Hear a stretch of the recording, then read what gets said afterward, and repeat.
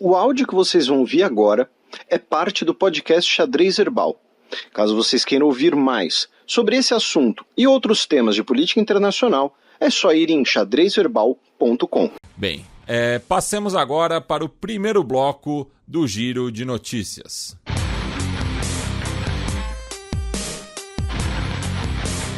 Giro de Notícias.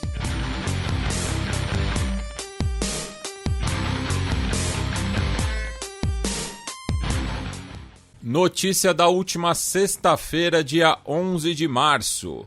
Índia dispara míssil no Paquistão após falha técnica, entre aspas, né? Um monte de gente compartilhou, né, o documento da Índia, né? Porque, assim, pareceu algo... uma desculpinha, né, Felipe? Eu não vejo nem como uma desculpinha. Eu vejo como, assim, aquela situação que a pessoa fez uma burrada, né? Aconteceu, assim, alguma coisa e correram para esclarecer, não foi bem assim, calma, né? Então, assim... segura o dedo. Pois é, tipo, foi sem querer, né? Então essa foi pelo menos a impressão que eu tive. Por quê? Segundo o governo indiano, né, eles estavam fazendo manutenção, tá, em equipamentos, e um míssil foi disparado, né, por acidente, tá, durante essa manutenção. Esse acidente seria culpa de um problema técnico ali, e o míssil caiu no Paquistão, perto da cidade de Mianchanu. Tá?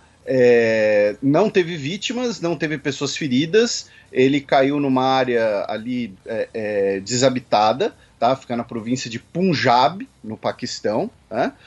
Ali perto, relativamente perto da fronteira com a Índia, e aí o governo indiano rapidamente, né, se pronunciou dizendo que, olha, foi um acidente, estamos aliviados que não tivemos pessoas feridas, é um acidente lamentável e tal. O Paquistão convocou o representante indiano em Islamabad, né, para protestar contra a violação do seu espaço aéreo e o risco, né, a aviões de passageiros e civis no chão, porém, aparentemente, não teve nenhum outro problema. O governo paquistanês apenas afirmou que o governo indiano deveria ter avisado antes, deveria ter avisado imediatamente do ocorrido. Mas, enfim, aparentemente está tudo bem. E claro, né, teve também integrantes do governo paquistanês que aproveitaram para tirar um sarro, né, dizendo que isso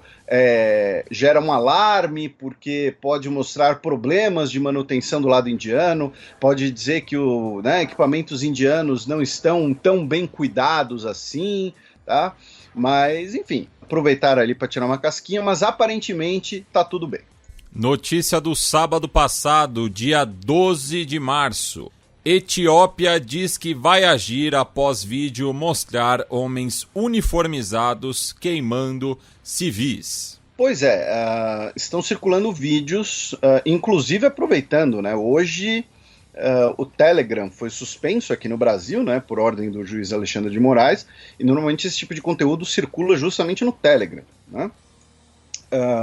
Mas circularam vídeos, né, mostrando que homens com uniformes militares etíopes, tá, na região de Metekel, né, que fica ali no noroeste do país, no contexto da guerra contra os Tigray, né, e mostram esses homens em uniformes militares incendiando pessoas, tá, atacando fogo em pessoas, possivelmente ainda vivas, tá? Os vídeos circularam bastante, geraram muitos protestos, geraram inclusive um certo alarme internacional, e no sábado o governo etíope disse que vai abrir uma investigação sobre esses homens uniformizados que aparecem nos vídeos, que, repito, supostamente foram na região de Metekel. Não há nada nos vídeos, aparentemente. Eu não assisti os vídeos, não pretendo assisti-los, tá? Comprovando a localização, né? Então não tem, por exemplo, uma placa, né? Alguma coisa do tipo, ou um marco geográfico, um marco arquitetônico muito claro, né? O governo etíope, então, anunciou que vai investigar essa situação e que vai abrir uma investigação contra isso e que lamenta a violência étnica cometida. O comunicado do governo etíope diz que foram atos horríveis e desumanos em que civis inocentes foram mortos e queimados. Então vão abrir essa investigação. E ainda na costa oriental da África, nós tivemos essa semana mais 12 mortes confirmadas em Moçambique devido ao ciclone Gombé, né, que o número de mortes já era alto, já tínhamos algumas dezenas de mortes, a gente falou dele, acho que 2 ou 3 programas atrás, mais de 30 mil pessoas foram deslocadas, e na última semana, mais 12 mortes foram confirmadas. Também no final de semana, ao menos 60 pessoas morrem em acidente de trem na República Democrática do Congo. Um acidente de trem na província de Lualaba, tá, que fica no sul do país, perto da fronteira com Angola, deixou pelo menos 61 pessoas mortas e outras 51 pessoas feridas. Tá? Infelizmente, eram inclusive pessoas que estavam em situação de vulnerabilidade, muitas delas possivelmente tentando fugir da fronteira oriental do país, onde nós temos diversos conflitos, diversas tensões, porque era um trem de carga. E essas pessoas que estavam no trem não eram passageiros, né? Eram pessoas que estavam, entre aspas, tá? Muitas aspas, né? Pegando carona no trem, né? Eram passageiros clandestinos, por assim dizer. Né? E aí o trem descarrilhou, tá? O trem ele era para carregar minérios, tá? Fazendo uma ligação com a cidade em que tem uma mina muito grande, a cidade de Tenke, e pelo menos aí 61 pessoas morreram, infelizmente. Ainda na costa ocidental africana, Camarões baniu o consumo o uso, né, do que aqui no Brasil, né, costuma ser chamado de narguilé. Né? Algumas pessoas falam narguile, né, outras pessoas falam narguilé. Outras pessoas falam nargas.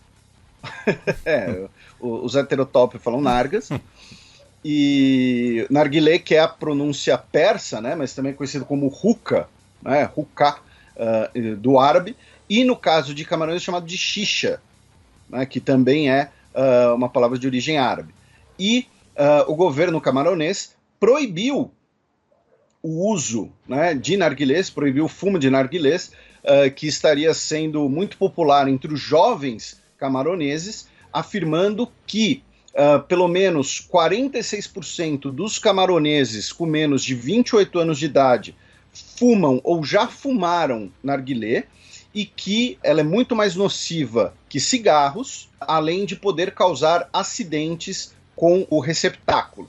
Então, Camarões se torna o 6º país africano a proibir o consumo de narguilé, depois de Quênia, Gâmbia, Tanzânia, Ruanda e Gana. E aqui no Brasil, pelo que eu sei, é uma espécie de limbo, né, porque é legalizado, mas não é regulamentado, então, enfim, alguma coisa do tipo, não sei direito. Então, mas é claro, assim, você proibir normalmente não costuma ser o caminho mais eficaz para alguma coisa, né? Mas fica o registro da notícia para os nossos ouvintes debaterem no final de semana, alguns deles paradoxalmente ou de forma metaversica, né, consumindo narguilé.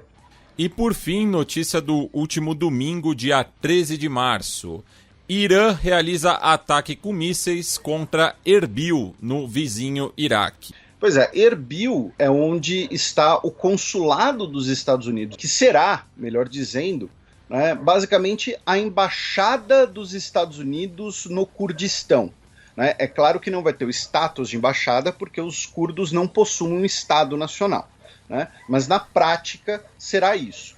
E 12 mísseis balísticos foram disparados contra Erbil. No dia seguinte, tá, a Guarda Revolucionária Islâmica do Irã reivindicou o ataque, afirmando que eles que atacaram, usando o míssil Fateh 110, que é um míssil balístico de curto alcance, tá? Não tivemos mortes, tá? Não tivemos vítimas fatais, e aí se especula, né, qual seria o alvo. Segundo a Guarda Revolucionária Islâmica, o alvo seria um centro de inteligência israelense. Seria ali um edifício ocupado pelo Mossad, que é o Serviço de Inteligência Externa de Israel, e que muito provavelmente realizou, né, o assassinato do ex-chefe do programa nuclear iraniano. Também tem a questão que, como a gente já explicou aqui algumas vezes, a Guarda Revolucionária do Irã é um Estado dentro do Estado. A Guarda Revolucionária do Irã não obedece ao presidente do Irã, não faz parte de uma estrutura formal do Estado iraniano. Ela obedece diretamente ao supremo líder da Revolução Iraniana e, como eu repito, é uma espécie de Estado dentro do Estado. Então, eles alegam que atacaram essa sede do Mossad em Erbil, tá? Porém, repito, as autoridades no local não falaram em vítimas, tá? As imagens mostraram incêndios, mostraram bastante danos físicos, mas não falaram em vítimas, e seria uma represália às ações israelenses em relação ao programa nuclear iraniano, tá? Mas também tem essa outra questão que é Erbil, é onde nós temos a construção desse enorme consulado dos Estados Unidos, que na prática será uma embaixada dos Estados Unidos no Kurdistão e que também na prática será ali uma instalação militar. Então existem, entre aspas, outras possibilidades para explicar esse ataque. O presidente do Iraque, o Barham Salih, que é de origem curda, ele disse que o que ocorreu foi um ataque terrorista. Tá? Já o primeiro-ministro do Iraque, o Mustafa al-Kadhimi, ele foi menos firme e disse que foi uma violação da soberania iraquiana. Ele não chegou a usar o termo, né, de ataque terrorista, disse que foi uma violação da soberania iraquiana. Tá? Ainda em relação ao Irã, outras duas notícias. Mais três. Ok. Então, a Guarda Revolucionária Islâmica anunciou a criação do seu corpo nuclear, né? E aí muita gente falando, meu Deus, então é o Irã admitindo que vai fazer bombas nucleares, que vai fazer armas nucleares, alguma coisa assim. No comunicado da IRNA, né, que é a agência oficial de notícias do Irã, afirma que o comando nuclear da Guarda Revolucionária Islâmica vai ser uma unidade específica para a proteção das instalações nucleares iranianas, depois de tentativas de sabotagem por agentes sionistas, na grafia que está no site da IRNA. Né? Então, assim, por agentes israelenses, no caso, é o que eles querem dizer. Então, vai ser uma unidade específica para guardar, para a segurança das instalações nucleares iranianas. E a outra notícia em relação ao Irã é que um navio de carga de bandeira dos Emirados Árabes Unidos, chamado Al-Sami 6, afundou no Golfo Pérsico. Tá? Ele foi pego em uma tempestade, com ventos de mais de 70 km por hora, então ele acabou emborcando e afundou. E o Irã resgatou 29 dos 30 tripulantes do navio, usando 2 barcos de patrulha e helicópteros. Tá? O Irã anunciou que isso foi ontem, tá? Só para contextualizar. O Irã afirmou que iria continuar as buscas, né, pelo marinheiro ainda desaparecido. Tá? Os marinheiros têm diversas nacionalidades: Sudão, Índia, Paquistão, Uganda, Tanzânia e Etiópia. E, além das condições climáticas, o navio que carregava uma carga de carros para o Iraque estaria com mais carga do que deveria. Tá? Isso é interessante porque, claro, do ponto de vista humanitário, do ponto de vista solidário, né? Se você tem um navio e ele pede socorro e as autoridades mais próximas são do Irã, são de qualquer país e vai lá para socorro, perfeito, isso é pela lei marítima e, como eu disse, de um ponto de vista humanitário, é o certo a se fazer. Porém, também é interessante ver se isso vai acabar funcionando de alguma maneira como uma aproximação, uma maior aproximação entre Emirados Árabes Unidos e Irã. Os Emirados Árabes Unidos, vamos lembrar, já tem se distanciado um pouco do seu aliado saudita, até para não ser eclipsado pela Arábia Saudita. Então, os Emirados Árabes Unidos tinham recebido, né, por exemplo, aquela delegação israelense, aí deixaram de comprar os F-35 dos Estados Unidos, também para evitar eventualmente um gesto provocativo. Um pouco antes receberam a delegação de Israel, também receberam diplomatas iranianos. Então é possível que, como efeito não pretendido desse acidente, que possivelmente deixou uma vítima fatal, inclusive, infelizmente, tenhamos ali alguma aproximação entre Irã e Emirados Árabes Unidos, ou não sei, talvez pelo menos algum gesto de agradecimento, enfim, não sei, estou especulando. E no meio desse banzé todo, o Irã suspendeu, né, as negociações com a Arábia Saudita, lembrando que os dois países não têm relações diplomáticas desde o começo de 2016, quando Riad protestou contra os ataques à missão diplomática saudita no Irã após a execução de um clérigo xiita, né? E falando em execuções também, no último final de semana, o Reino da Arábia Saudita executou 81 pessoas, né? Entre elas condenados por terrorismo e crimes capitais, e o país justificou, né, que entre essas pessoas tinham membros de organizações como o auto-intitulado Estado Islâmico, a Al-Qaeda e rebeldes Houthis. Inclusive a gente vai falar um pouco disso porque o Boris Johnson foi para a Arábia Saudita, né, falar sobre petróleo e em meio a essa onda de execuções aí. Agora vocês ficam com o segundo bloco do Giro de Notícias.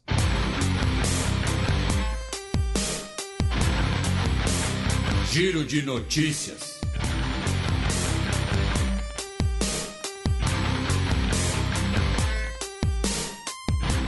Notícia do domingo passado, dia 13 de março.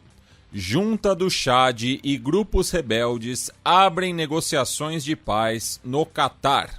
As 4 coalizões principais de oposição, porém, esses 4 grupos, essas 4 coalizões acabam envolvendo, no total, dezenas de grupos e de representantes locais. Lembrando que nós tivemos, no ano passado, em abril, o Idriss Déby, que era o ditador do Chad. Ele morreu, entre aspas, né, na linha de frente, né? E aí o filho dele, o Mahatma Idriss Déby, assumiu, liderando uma junta militar de 15 membros como parte de um diálogo para o fim do confronto armado, tá? E a convocação de eleições livres e abertas. Tá? No total são 44 grupos, tá? Para deixar o número claro, representados principalmente por 4 coligações, 4 coalizões, e agora iniciar essas conversas no Catar, mediadas pelo Catar. Esperemos que produzam resultado, que produzam, né, um acordo de paz longevo, já que a guerra no Chad ela passa por basicamente pausas, né, mas é uma guerra que vem desde praticamente a década de 1980. Duas notícias da última terça-feira, dia 15 de março. Francis Queré torna-se o primeiro africano a ganhar o prêmio Pritzker.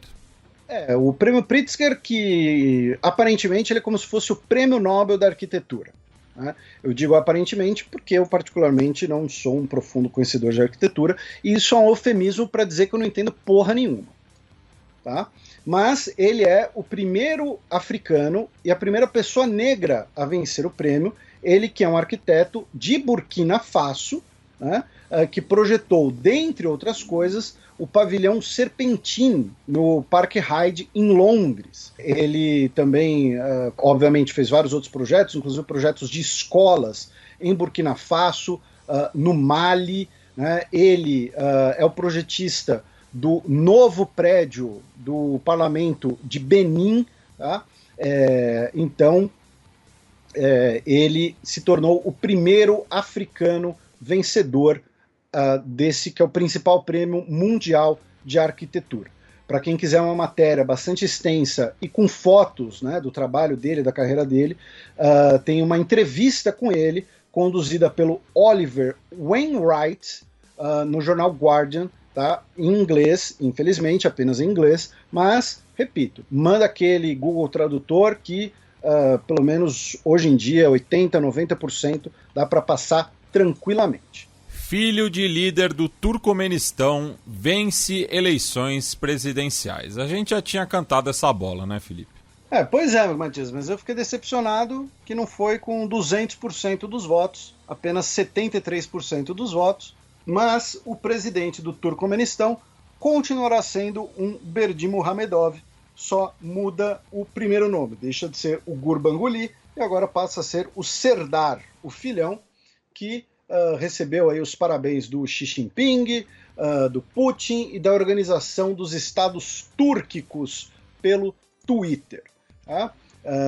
E ali perto, ainda nos estados, né, da Ásia Central, no Cazaquistão, o presidente Tokayev apresentou ao Congresso, né, as suas propostas de reformas constitucionais, dizendo que o país precisa deixar de ser um país superpresidencialista e passar a contar com um parlamento forte.